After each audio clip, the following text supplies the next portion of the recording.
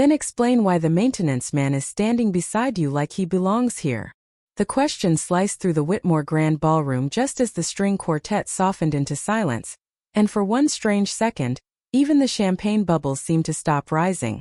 Ethan Miller stood under 3 crystal chandeliers in a navy work shirt with his name stitched above the pocket, one hand still wrapped around his daughter Lily's small fingers, the other holding the little paper bracelet she had dropped near the velvet rope. Around him, men in black tuxedos and women in shimmering gowns turned their polished smiles toward him. Not with kindness, not with curiosity, but with that quiet amusement rich rooms sometimes give to people they have already decided do not matter.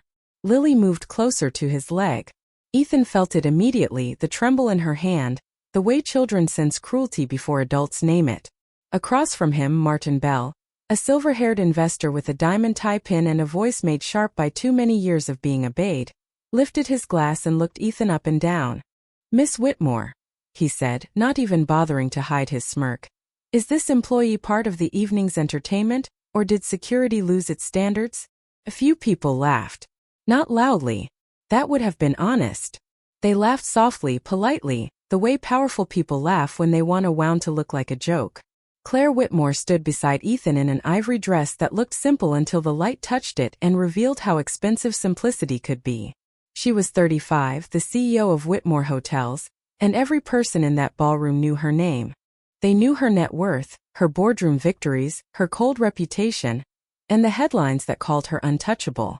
But none of them knew that 3 weeks earlier, she had sat trapped in a dark elevator between the 19th and 20th floor, breathing through panic while a man in work boots sat on the other side of the steel door and told her gently, "You're not alone in there." None of them knew he had never asked who she was. None of them knew his daughter had drawn Claire into a crayon house with yellow windows and called her the sad princess. "Answer the question, Claire," Martin pressed. "Why is your handyman standing next to you like he belongs here?" Ethan lowered his eyes to Lily. Her cheeks had gone pink, not from shame, but from trying not to cry in a room full of strangers. That was the thing that moved him. Not the insult. Not the laughter. He had lived long enough to know that dignity did not need to shout back. But his little girl should never have to learn that kindness made her father small. So Ethan gave Lily's hand a soft squeeze, lifted his head, and smiled with the tired grace of a man trying to protect someone else from embarrassment. "Because," he said quietly, "she's my wife." The laughter came fast, bright, and careless.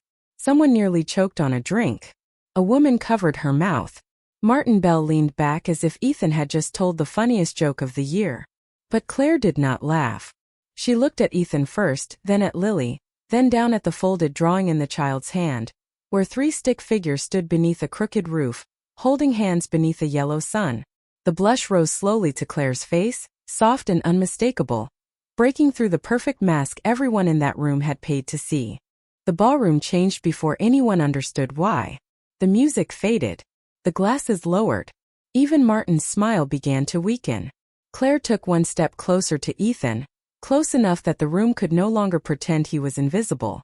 Then she looked at the man who had mocked him, and her voice came out quiet, steady, and full of something money had never been able to buy.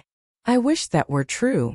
3 weeks before the ballroom fell silent, Claire Whitmore was not standing beneath chandeliers.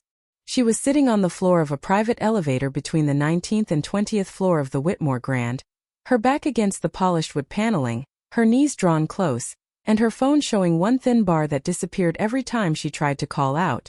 The lights had flickered twice before dying into a dim emergency glow, leaving the brass walls dull and the air strangely close.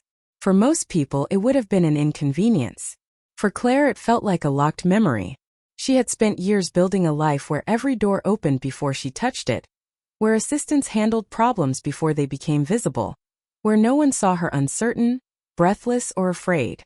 But now the most powerful woman in the building was trapped inside a metal box, wearing a plain gray coat, using the old college name printed on her temporary guest badge because she had come to inspect her own hotel without warning anyone. "Hello," she called, pressing the emergency button again. Her voice came back to her, smaller than she expected. Static answered first. Then a man's voice, low and calm, came through the speaker. "This is maintenance. My name is Ethan. I hear you." Claire closed her eyes for 1 second, embarrassed by how much relief that simple sentence brought her. "How long will this take?" she asked. "I am going to find that out," he said. "But first, I need you to take one slow breath for me." She almost laughed at the absurdity of it. People took orders from her. She did not take breathing instructions from strangers in work boots. "I am fine," she said quickly. "Respectfully," Ethan replied. "People who are fine usually do not say it that fast." There was no mockery in his tone. No flattery either. Just truth gentle enough to hold. Claire looked at her reflection in the dark elevator doors and saw not a CEO, not a headline, not the woman Forbes had called fearless, but someone tired enough to be startled by kindness. "Are you always this direct with guests?" she asked. A faint sound came from the other side of the doors, the scrape of a toolbox, the click of a radio. "Only the one stuck in the dark." The words settled between them. Claire did not answer right away. Outside the elevator, Ethan Miller crouched in the service hallway with a flashlight between his teeth and a radio clipped to his belt. He had been on his way to reset a hallway circuit when he heard the alarm. His shirt still smelled faintly of copper wire, floor cleaner, and the peanut butter sandwich Lily had hugged him against that morning before school. He could have called the elevator contractor and waited. That was policy. But there had been something in the woman's voice, a tightness he recognized from hospital waiting rooms, from unpaid bills, from nights when fear sat quietly at the kitchen table and refused to leave. "What is your name?" he asked. Claire hesitated. "Emily," she said, using the name on her badge. "All right, Emily. I am right here. You do not have to keep talking." "I know." A pause. But silence can feel bigger than it is when you are alone. Inside the elevator, Claire pressed her palm against the cool floor and listened to him work. No panic. No performance. No one saying her title like it was a prayer or a weapon. Just a man on the other side of a door, choosing patience. Minutes passed. Somewhere far below, traffic moved along Michigan Avenue. Somewhere above, guests toasted deals in rooms she owned but rarely felt welcome in. Then the elevator gave a soft jolt. Claire held her breath. "Easy," Ethan said through the door. "You are doing good." She almost corrected his grammar. She almost told him who she was. Instead, she whispered, "Thank you." The doors opened 8 inches first, then wider, revealing a man in a navy maintenance shirt kneeling under the emergency light. He had tired blue eyes, a streak of dust across his cheek, and the kind of steady face that did not ask for applause. He offered his hand without knowing he was reaching for the CEO of the entire hotel chain. Claire looked at it for a moment, then took it. And as he helped her step safely into the service hallway, neither of them knew that this small act, quiet and ordinary, had already begun moving the future toward a ballroom full of stunned silence. The morning after the elevator incident, Claire Whitmore returned to the Whitmore Grand with her real name hidden beneath the same plain guest badge and her hair tucked under a soft beige scarf. Not because she needed another inspection, but because she could not stop thinking about the man who had sat outside a steel door and made fear feel smaller. She told herself it was curiosity. She told herself good executives followed up on maintenance response times. She told herself many reasonable things as she crossed the lobby at 7:42 a.m. While sunlight spilled through the glass entrance and painted gold lines across the marble floor.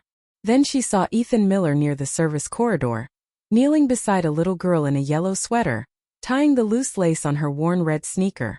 "You have to double knot it, Daddy," the girl said with great seriousness.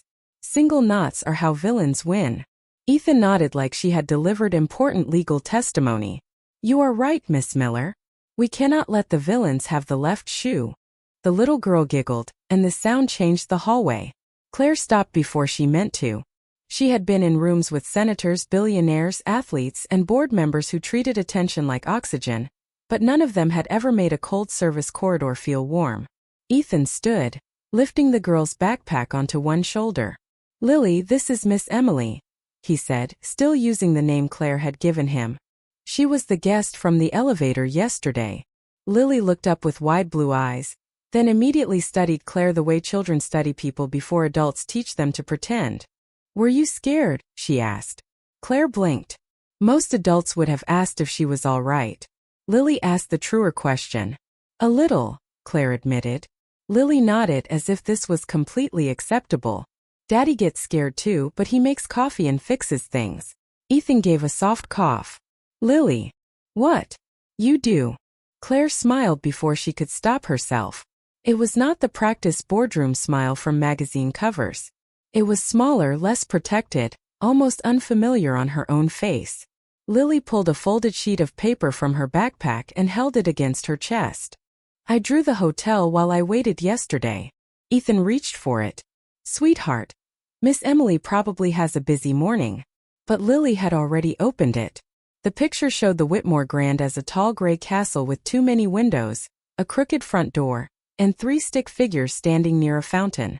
One was Ethan, easy to recognize because Lily had drawn a tiny wrench in his hand. One was herself with red shoes and a crown. The third was Claire, wearing a blue dress and standing a little apart from the others, under a cloud-colored purple. Claire stared at the drawing. Is that supposed to be me? She asked gently. Lily nodded. You looked like a sad princess. Ethan closed his eyes for half a second, mortified. Lily, we do not call guests sad. But she was, Lily said. Then she looked back at Claire. Do bosses get lonely too? The question landed with no cruelty, no agenda, no polished edge. It simply arrived, innocent and devastating, in the middle of a hallway that smelled faintly of lemon cleaner and fresh coffee from the lobby bar. Claire had answered reporters asking about quarterly earnings. She had answered lawyers, shareholders, and former friends who measured loyalty in signatures. But she could not answer an 8-year-old girl asking whether people at the top still had anyone waiting for them at the bottom of a long day. Ethan lowered his voice. Lily, come on. School starts in 20 minutes. He reached for the drawing, but Claire touched the corner lightly. May I see it for a second longer? Lily brightened. You can keep it if you want. I made another one in math class, but I am not supposed to say that. Ethan sighed, and Claire laughed softly, the kind of laugh that had not echoed in her penthouse for years. She folded the drawing with unusual care, as if it were not crayon on paper but evidence of something she had forgotten she needed. As Ethan walked Lily toward the side entrance, the little girl turned back and waved. Claire lifted her hand. In that simple motion, in that ordinary morning light, something inside her shifted. She had come back looking for a maintenance worker. She found a father. And for the first time in a long time, the most expensive hotel in Chicago felt less like an empire and more like a place where a lonely heart might be seen. By Friday afternoon, the quiet rhythm between Claire Whitmore and Ethan Miller had become something neither of them knew how to name. She still wore the beige scarf and the temporary guest badge when she passed through the service corridors, still pretended she was only checking guest experience, still let him call her Emily because the sound of it made her feel less like a headline and more like a person. Ethan never asked why a guest cared so much about boiler rooms, hallway lights, and staff coffee machines. He simply answered her questions, opened doors before she reached them, and spoke to her with the same calm respect he gave the night clerk, the housekeepers, and the old valet who walked with a limp after 40 years on his feet. That was what unsettled Claire most. In her world, kindness usually had a price tag hidden under it. Ethan's did not. Late that afternoon, she found him in the employee break room, fixing the small microwave that had been sparking whenever someone tried to heat soup. Lily sat at a corner table doing spelling homework, her red sneakers swinging above the tile floor. Miss Emily, Lily announced. Did you know dignity has 3 syllables? Claire smiled. I did. Ethan looked over his shoulder. She has been testing that word all week. Lily lifted her pencil. Daddy says dignity means not letting mean people decide who you are. Claire grew still. Outside the break room, the hallway hummed with rolling carts and distant elevator bells. Inside, the air smelled like burnt coffee, chicken noodle soup, and the orange cleaner someone had sprayed too generously near the sink. It was not elegant. It was not impressive. Yet Claire felt more peace in that tiny room than she had felt in the penthouse suite upstairs with its 2,800 square feet and perfect skyline view. Your father is right, she said softly. Ethan lowered his eyes back to the microwave. Sometimes I am. Lily grinned. Most times, but not with laundry. Claire laughed, and Ethan smiled in that quiet way of his, like joy was something he did not want to spend too fast. The door opened before the moment could settle. Richard Hale walked in wearing a charcoal suit, a silver watch, and the expression of a man who believed every room belonged to him if he entered it confidently enough. Claire's breath changed. Ethan noticed. Richard did too. His gaze moved from Claire's scarf to her temporary badge, then to Ethan's work shirt, then to Lily's open notebook. Amusement sharpened his face. "Well," he said, "this is charming. The CEO of Whitmore Hotels hiding in a staff break room with maintenance." Ethan's hand paused on the screwdriver. Claire's eyes hardened. Lily looked from one adult to the other, sensing the weather turn. Richard smiled wider. "Yes, Ethan, I know who she is." Claire has always enjoyed little experiments before returning to real life. The truth struck the room gently, but it struck.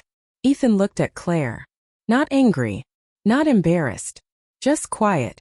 And in that quiet, Claire felt the first sting of having hidden behind a smaller name. "Ethan," she began. Richard cut in. "Do not look so surprised. Men like you fix the lights. You do not stand beside women like her." The words were clean, polished, and ugly. Lily's pencil stopped moving. Claire stepped forward, but Ethan lifted one hand, not to silence her, only to spare the room more noise. He set the screwdriver down, wiped his fingers on a rag, and faced Richard with a steadiness that made the expensive suit look strangely thin. "A man's worth," Ethan said, "is not measured by the room he is allowed into." Richard gave a short laugh. "That sounds noble on a coffee mug." Ethan nodded once. "Maybe, but it still beats cruelty in a custom suit." The break room went still. Somewhere behind the wall, the repaired microwave beeped once, soft and ordinary, as if even the building had decided the conversation was over. Richard's smile faded by half. Claire looked at Ethan, then truly looked at him, and saw no performance, no hunger for approval, no desperate need to win. Just quiet dignity, standing in work boots on a tile floor. And for the first time, she understood that power could enter a room loudly and still be small, while character could stand in silence and fill every inch of it. That night, long after Richard Hale left the break room with his smile tightened and his pride bruised, Ethan Miller stayed late to finish the maintenance logs on the basement computer. He did not mention Claire's real name. He did not ask Lily what she thought of the man in the expensive suit. He simply packed her spelling notebook, lifted her sleepy body into one arm, and carried her through the service exit into the cool Chicago evening. The city smelled like rain on concrete, food trucks, and the river wind moving between tall buildings. Lily rested her cheek on his shoulder. "Daddy," she murmured. "Is Miss Emily really Miss Claire?" Ethan opened the passenger door of his old pickup and buckled her in. "Yes, sweetheart. Is she still nice?" He paused, one hand on the seat belt, the question heavier than it should have been. Children had a way of walking straight into the center of things adults tried to organize around.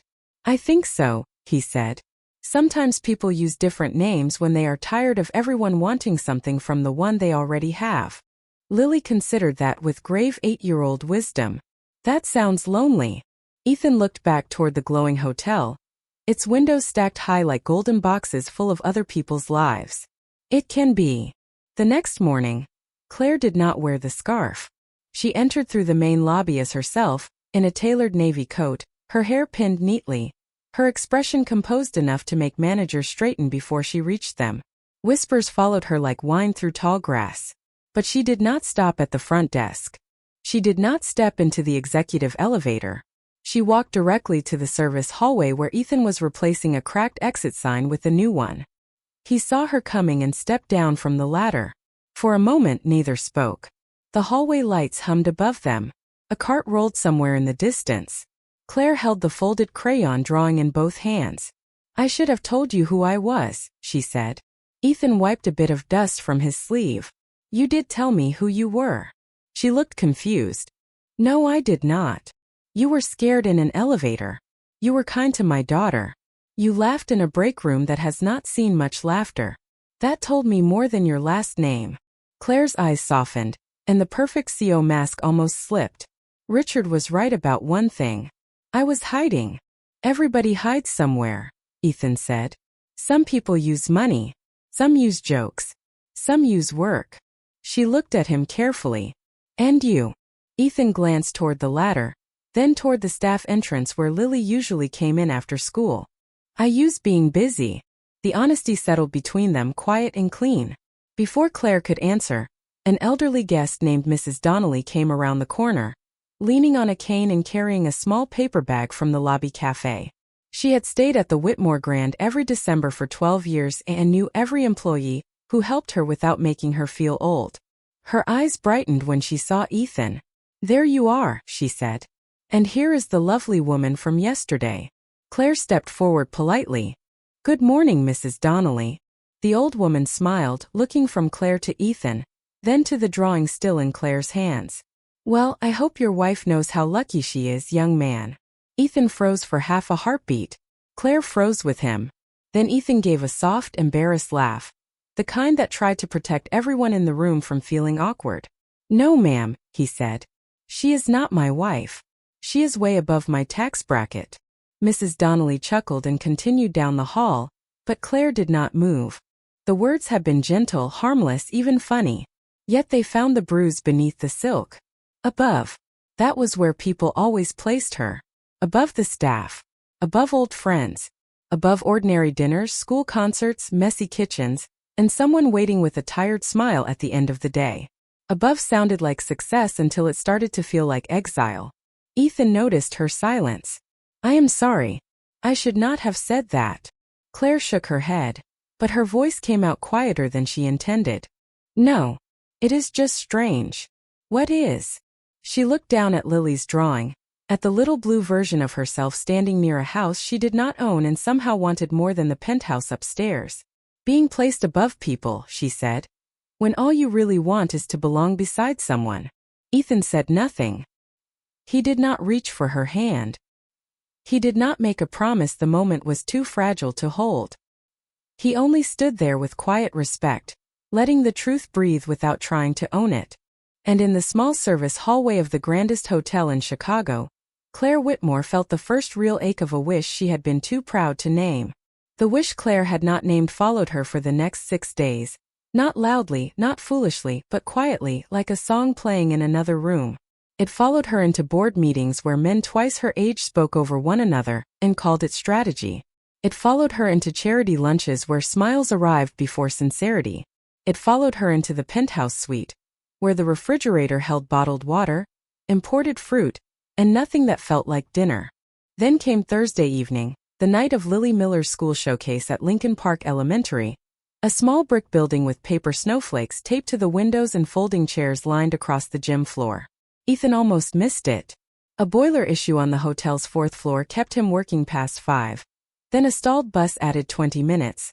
Then the parking lot was full all the way to the church across the street. By the time he hurried through the side doors, still wearing his navy work shirt beneath his jacket, Lily's class was already on stage holding cardboard stars. He stopped near the back, breathing hard, shame pressing on his chest though no one had accused him of anything. Single fathers learned to apologize to time itself. They apologized to teachers, to dinner, to bedtime, to children who deserved more hours than one tired man could give. Lily's eyes searched the crowd and found him. Her face lit up so quickly that Ethan had to swallow before he could wave. Then he saw Claire sitting in the 2nd row. Not in a designer coat, not surrounded by assistants, not separated by power, but seated between a retired teacher and a mother holding a toddler, clapping with both hands and smiling at his daughter like Lily's small cardboard star was the finest thing in Chicago. Ethan stood frozen for a moment. Claire turned and saw him. She gave a tiny wave, almost shy, and pointed to the empty chair beside her.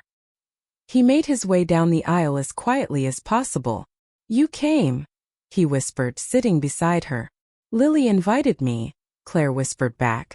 She said the show needed at least one sad princess in the audience. Ethan closed his eyes. "I am so sorry." Claire smiled. "Do not be. I bought a ticket for $1 and a chocolate chip cookie for $2. It is the best deal I have made all year." The children began singing a simple winter song, uneven, bright, and full of courage. Some voices were too loud. Some forgot the words. One little boy waved to his grandmother the entire time. It was imperfect in the way real life is allowed to be imperfect, and Claire felt something inside her loosen. When the song ended, Lily ran down the steps before the teacher could stop her, holding her cardboard star in both hands. She reached Claire first, not Ethan, because children do not follow the rules of emotional timing. "You came," Lily said, breathless. Claire crouched slightly. "I promised I would try." Lily hugged her around the neck. Claire went still, then gently wrapped her arms around the child. Ethan saw it happen. The hesitation, the surprise, the ache, the grace. A woman who owned hotels across the country looked as if she had been given shelter for the first time. Lily pulled back and turned to a classmate named Sophie who had followed her down from the stage. "This is Claire," Lily said proudly. "She is almost my mom." The words landed softly, but Ethan felt them in his ribs. Claire's eyes widened. Sophie looked unimpressed, as children often are in the presence of miracles. "Cool," she said. Ethan knelt quickly beside Lily, his face warm with embarrassment. "Sweetheart, do not scare her. She is not my wife." He meant it lightly. He meant to protect Claire. He meant to put the world back into its proper shape before anyone could laugh at the wrong thing. But Claire did not laugh. She looked at Ethan, then at Lily's cardboard star, then at the rows of parents gathering coats and paper programs around them. "No," she said softly. "I am not." Her voice held no offense, only a tenderness that sounded almost like regret. Ethan heard it. Lily heard it too, though she was too young to name it. Outside, snow began to fall over the school parking lot in small silver flakes, touching windshields, sidewalks, and the roof of Ethan's old pickup. The night did not announce anything. It simply changed. And as the three of them walked out together under the gymnasium lights, Claire carried Lily's cardboard star against her chest as carefully as if it were made of glass. The night of the Whitmore Children's Foundation Gala arrived with a hard winter wind sweeping down Michigan Avenue, rattling the flags outside the Whitmore Grand and pushing guests toward the revolving doors in waves of perfume, wool coats, and camera flashes. Inside, the ballroom had been transformed into a glittering promise. Crystal chandeliers spilled warm light over white tablecloths, gold-rimmed plates, and hundreds of tiny candles arranged around centerpieces of winter roses. A string quartet played near the far wall. Waiters moved like shadows with trays of sparkling cider and champagne. On the stage, a silver screen waited to show the foundation's new campaign, one Claire had built to support school music programs, children's libraries, and families who needed temporary housing during medical treatment. It should have been a night about grace. Richard Hale made sure it became a night about control. He arrived 10 minutes before the first speech, smiling for photographers, shaking hands with donors, and leaning close to board members as if he were still part of Claire's inner circle. He had not forgiven her for the break room. He had not forgiven Ethan for answering him without fear. And men like Richard rarely attacked with anger when polish could do the work more cleanly. "Claire," he said, finding her near the ballroom entrance, "you look calm. That is admirable, considering what people are starting to say." Claire did not turn fully toward him. "Then people need better things to discuss." Richard's smile remained gentle enough for anyone watching. "They will, after tonight." Across the room, Ethan Miller stood near the service corridor in a clean white shirt and borrowed black jacket, not as a guest, not exactly, but because Claire had asked him to supervise the lighting board after a late electrical issue. Lily sat at a small staff table near the side wall with a cup of hot cocoa and the cardboard star from her school showcase tucked carefully in her coat pocket. Claire had arranged a quiet seat for her away from the crowd. Ethan had thanked her twice. The third time, Claire had said, "Let me do one kind thing without making it a negotiation." He had smiled at that, and the memory had followed her all evening. Then the lights flickered. Not much, just enough for the room to notice. The quartet faltered. The silver screen behind the podium flashed blue, then black, then bright white. A murmur moved through the crowd. Claire looked toward Ethan, who was already moving. He did not run. He did not panic. He simply stepped through the side door toward the control room with the steady urgency of a man who knew problems cared more about solutions than appearances. Richard lifted his glass. "Technical trouble?" he asked softly. Claire ignored him. On the screen, the foundation video began, but not with children's libraries or smiling teachers. Instead, a frozen image appeared from a hallway security camera. Ethan leaving the private residential elevator 2 nights earlier after fixing a wiring panel near Claire's penthouse. The timestamp glowed at the bottom. The angle made it look secretive, almost shameful, though it was nothing of the kind. Gasps scattered across the ballroom. A woman whispered. A man laughed under his breath. Someone raised a phone. Then another image appeared. Claire in the same hallway, speaking with Ethan, her expression softer than the public had ever seen. Richard stepped toward the nearest board member and lowered his voice just loud enough to travel. This is unfortunate. A staff member with access to executive floors, a single father, a wealthy CEO, and a foundation gala. The press will enjoy it.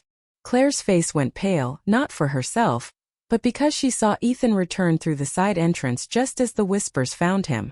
Lily stood from her chair, confused and frightened by the sudden attention. A young photographer near the wall lifted his camera toward her. Ethan crossed the distance at once and placed himself gently in front of his daughter. "Please," he said, his voice low but firm, "do not point those at my child." That simple sentence did what Claire's title could not. It revealed the truth of the room. Some people had come to celebrate children, but were willing to frighten one for entertainment. Claire walked to Ethan's side, her heels quiet on the polished floor, her expression no longer cold but clear. Richard expected embarrassment. The board expected damage control. The ballroom expected distance. Claire gave them none. She stood beside Ethan and Lily, lifted her chin, and let the silence gather around her like judgment. The silence around Claire Whitmore did not last because the room understood her. It lasted because the room did not know what she would do next. For years, people had mistaken her composure for emptiness. They thought a woman who spoke softly could be managed, that a CEO who chose restraint could be cornered, that grace was only weakness wearing good manners. Richard Hale believed all of that as he stepped closer, his face arranged into public concern. "Claire," he said, "no one wants this to become uglier than it already is. Let security handle the employee, make a brief statement, and we can still save the evening." Ethan looked down at Lily, who had both hands wrapped around her hot cocoa cup now, though she had stopped drinking from it. Her eyes were fixed on the huge screen where his image still glowed above the stage like an accusation.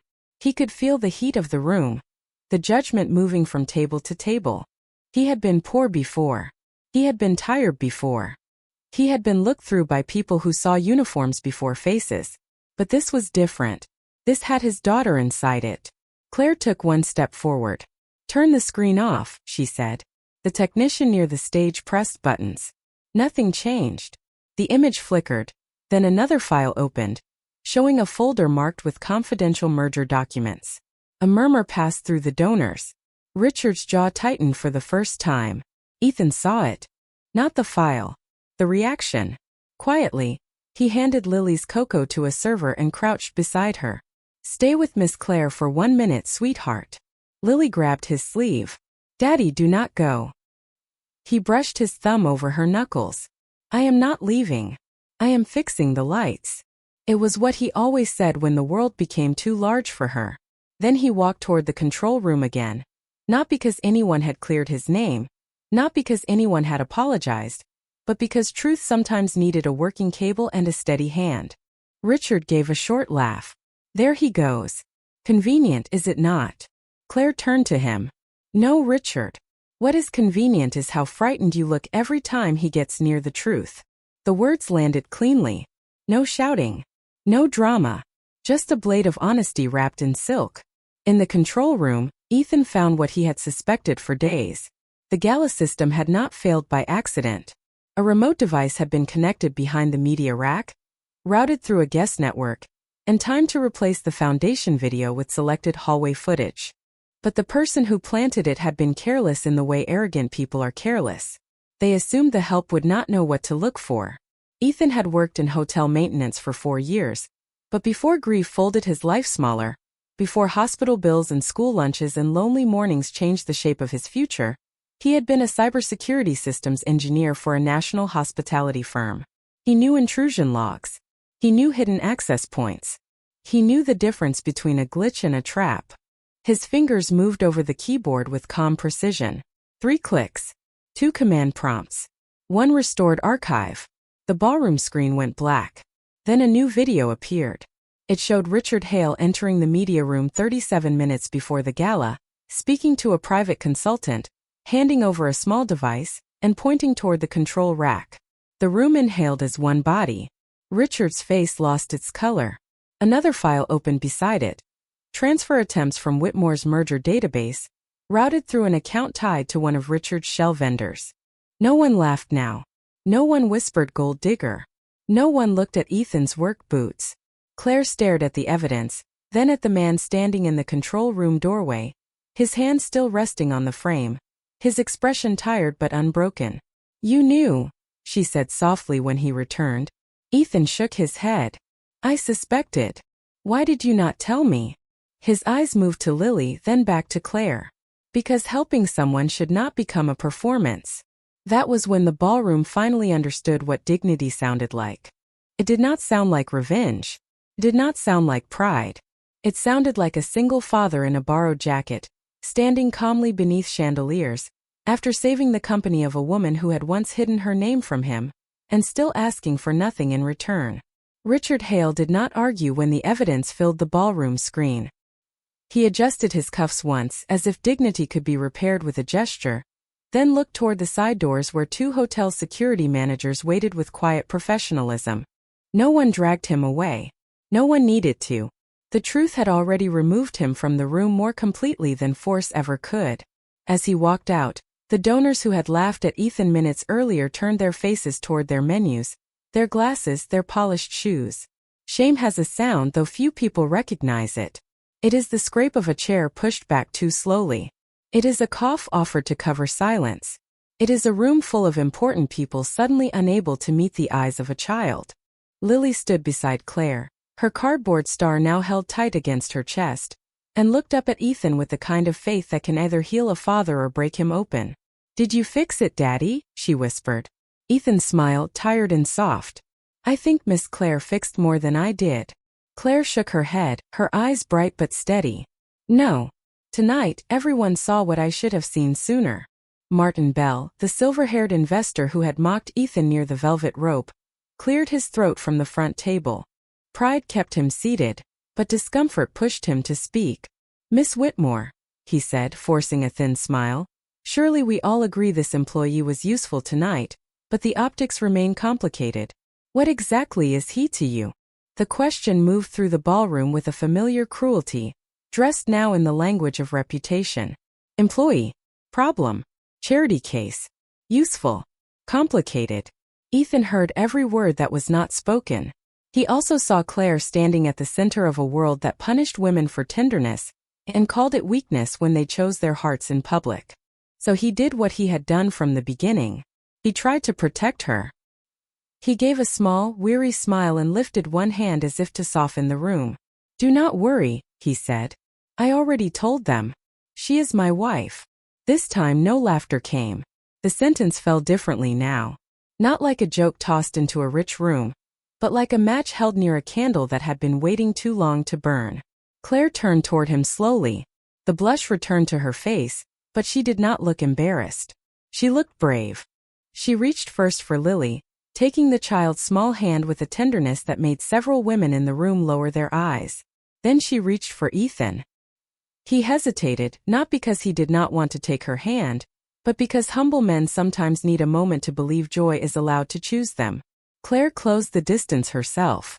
"I wish that were true," she said, her voice clear enough for every table, every camera, every whispering mouth to hear. Then she looked at Lily and smiled through the shine in her eyes. "And maybe someday it will be." The ballroom did not erupt. That would have been too easy. Simply went still. The kind of stillness that arrives when people realize they have been measuring the wrong things all their lives. Wealth had been in the room all night, glittering from wrists and cuff links, stacked in portfolios, parked outside in black cars. But grace had entered in work boots. Character had stood beside a frightened child. Respect had spoken softly and somehow reached farther than all the speeches. Months later, there would be no dramatic headline that could capture what changed. The foundation expanded into 12 new schools. Richard's name disappeared from the board. Martin Bell sent a private apology that Ethan read once and never mentioned again.